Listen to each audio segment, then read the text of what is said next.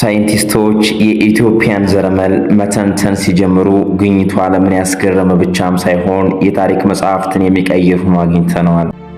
ኢትዮጵያ የሰው ልጅ መገኛ ብቻ ሳትሆን በመቶ ሺዎች የሚቆጠሩ ዓመታት የሰው ልጅ ግንኙነት የታተመባት የምድረ ታሪክ ማህደር ናት። በተለይም እንደ አውሮፓውያን አቆጣጠር በ2012 ይፋ የሆነው ግኝት ተደብቆ የቆየውን የሰው ልጅ ሚስጥር ቁልጭ አድርጎ አሳይቷል። ከአፍሪካ ውጭ የሚኖሩ ሰዎች 2% የሚሆነው የዘረመል መለያቸው ከኒያንደርታል ወገን እንደሆነ ይታወቃል። ነገር ግን የሚገርመው ይህ የኒያንደርታል ዝርያ በኢትዮጵያን ደም ውስጥ መገኘቱ ነው። ይህም ኢትዮጵያውያን ከ60 ሺህ ዓመታት በፊት ከዓለም ጋር የነበራቸውን ጥንታዊ ግንኙነት ያረጋግጣል።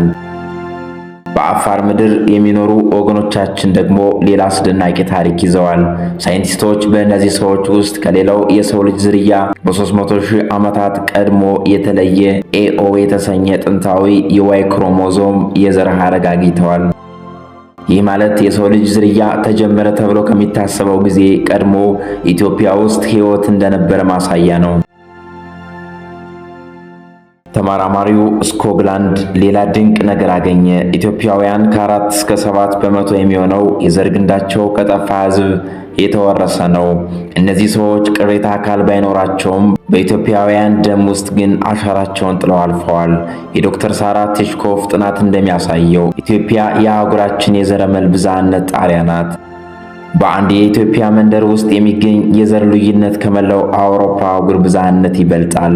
ሌላው ቀርቶ እስያ ውስጥ ብቻ ይኖሩ የነበሩ የተባሉት ዴኒሶዋኖች ዘረመል በኢትዮጵያውያን ውስጥ መገኘቱ ሀገሪቱ የሰው ልጅ ሁሉ መገኛ መሆኗን ዳግም ያረጋግጣል። ወደ ደጋማው የሀገሪቱ ክፍሎች ስናመራ የጉራጌ ሕዝብን የዘረመል እንቆቅልሽ እናገኛለን። የቋንቋ ሊቃውንት የጉራጌን ሴማዊ ቋንቋ እንደ ሕያው ቅሪተ አካል ያዩታል። የዘረመል ጥናቱም ተናጋሪዎች ከ3000 ዓመታት በፊት የመጣ የ50% የዩራሲያን ዝርያ እንዳላቸው ያሳያል። የኢትዮጵያ ተራራማ መልክዓ ምድርና ሃይማኖታዊ ጥንካሬ የዘረመል የጊዜ ሽፋን ሆኖ አገልግሏል።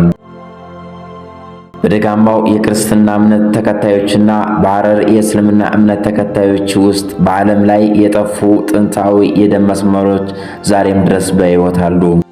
ነገር ግን የሚገርመው ሁሉም የኢትዮጵያ ሕዝቦች ከ3000 ዓመታት በፊት የነበረ አንድ የጋራ የዘር መለያ ይጋራሉ። ይህም የአክሱም ስልጣኔ የፈጠረው ታላቅ ውህደት ውጤት ነው። ኢትዮጵያ የሰው ልጅ ታሪክ የተጻፈባት የታተመባትና ዛሬም ድረስ በሕይወት ያለች ቤተ መጻሕፍት ናት። የኢትዮጵያ ዘረመል ያለፈውን ታሪካችንን ብቻ ሳይሆን ወደፊት ዓለም እንዴት ወደ አንድነት እንደምትመጣ ፍንጭ ይሰጠናል። የሰው ልጅ የበለጠ ሲገናኝ ዓለም እንደ ኢትዮጵያ የብዙሃነት ውበት ይኖራት ይሆን? ይህንን ለጊዜ እንተዋለን። አብራችሁን ስለነበራችሁ ከልብ እናመሰግናለን።